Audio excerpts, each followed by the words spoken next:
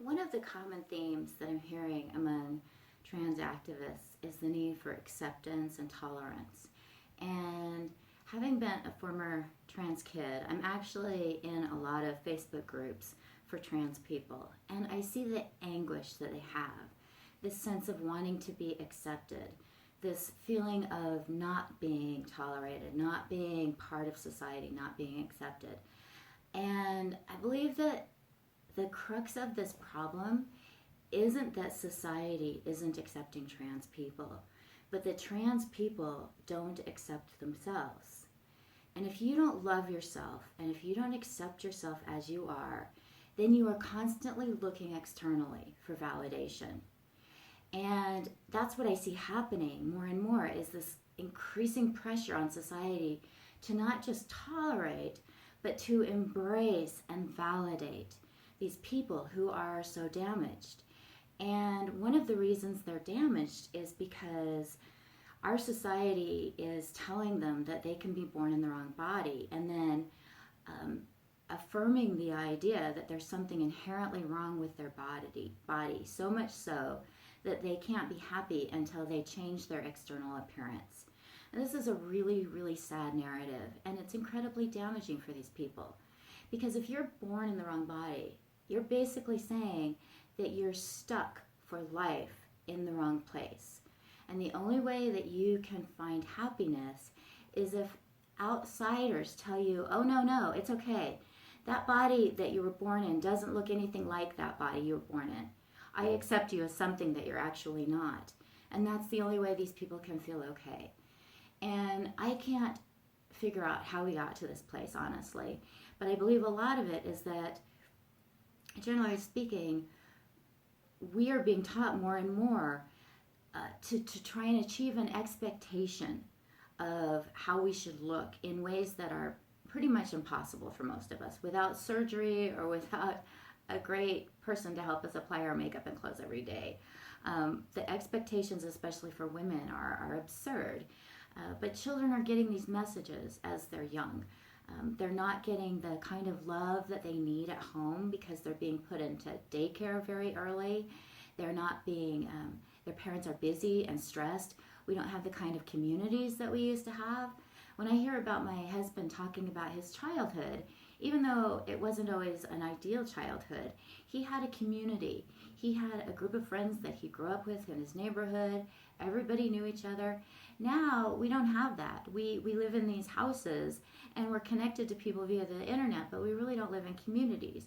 So children are born, they're put into daycare, they're put into school, their parents are stressed out because they're having to work hard, and there just isn't that the love that kids need when they're growing up. And then they're being told at school that if they don't feel good about themselves, it could be because they're born in the wrong body. So this whole narrative is about teaching children not to accept themselves and to look externally for validation. Rather than finding peace within, they're told that they have to find peace without.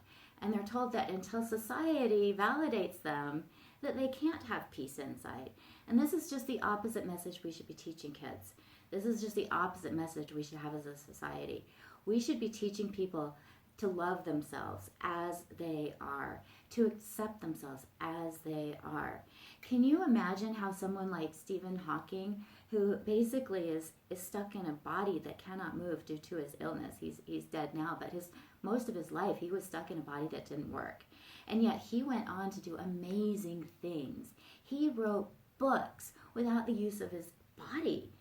And yet, nobody said to him, you were born in the wrong body. They never said, boy, that you can't be happy because look at how you're stuck. You can't be productive. You're stuck in that wrong body. And yet we're telling kids now that their bodies are wrong, that they can't be happy, and they're so hungry for that external validation that they start to do whatever they can to get it, which means a lot of times getting put on puberty blockers, taking cross-gender hormones, getting cross-gender surgeries. These are basically cosmetic surgeries, unnecessary, that cause their bodies to be less functional. But they're being told that they'll be accepted if they just can present better as the opposite sex. And the fact is, if they don't love themselves as they are, they're never, ever going to feel that kind of validation that they need. They're never going to feel that. Even if the entire society validates them, they're not going to feel okay because inside they're not okay. We need to start addressing that feeling of inside. Tell kids that they're lovable just the way they are, and set some high expectations for them. Tell them that they can handle being called a name. They can handle someone being rude to them. They can even handle being beat up. It's not okay if somebody beats them up, but we're telling children now that they are so vulnerable that if somebody says the wrong thing to them or does the wrong thing, that they have to feel so hurt. We should be telling them that they're versatile and flexible, and that they don't have to be fragile. They can be strong, and it's just astonishing to me, this whole message that we're sending kids, because ultimately it's going to really damage them, and it's going to cause them to more and more seek external validation instead of feeling okay with who they are. And I know this feeling so well. As a kid, I was so at odds with myself, so uncomfortable with who I was, and so I was a peace activist. As a really young kid, I used to make peace signs and go up on the corner and hold them up. I used to go to rallies as young as before I was even a teenager, because I just thought if there could be peace in the world, that I would have peace. And I finally realized that we can't have peace in the world until people find peace within themselves. That we are promoting this this need for external validation, which is going to cause wars. It's not going to cause peace. And so ultimately, this narrative, which is spun as being loving and kind, is actually very, very destructive, not only to the individual but to our societies. So I want to encourage people to not accept the narrative that someone can be born in the wrong body, and to help children to learn that they are okay just the way they are, that they don't need to change who they are themselves. They can make themselves better people by doing good acts for others. And that's the thing that I've seen, this huge shift, is that we've raised a whole generation of kids who are so self-absorbed with themselves that they're not providing service to others. We need to flip that and say, you are a person who has, in a country that is free, you get a good education that's free, it's overwhelmingly safe.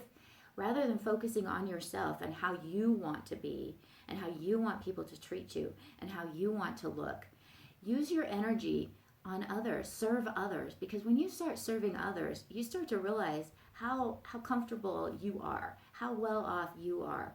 And if you can find that validation in yourself, that peace with yourself, you have so many gifts to give to other people. You can make the world a better place. But if you're constantly focused on how to make yourself better, on trying to get people to accept you in how you really are not, you are not going to be happy, and you're not going to make the world a better place. And ultimately, it really is a very narcissistic attitude to be so focused on yourself that you're willing to deprive others of their privacy. You're willing to use medical resources that are unnecessary. You're willing to put hormones into your body that are ultimately going to cause you damage in the future. These are all really promoting this sort of self-absorbed approach, and it's not healthy. So my end message is that we need to try to teach kids to be comfortable with who they are. Have that kind of self-confidence that they can really feel good about themselves, even if some bozo calls them a name. Teach them that it doesn't matter if someone says something rude to them. They don't need to listen to that person. They can be tough. And then they can take that strength and go out and help people who are really, truly needy.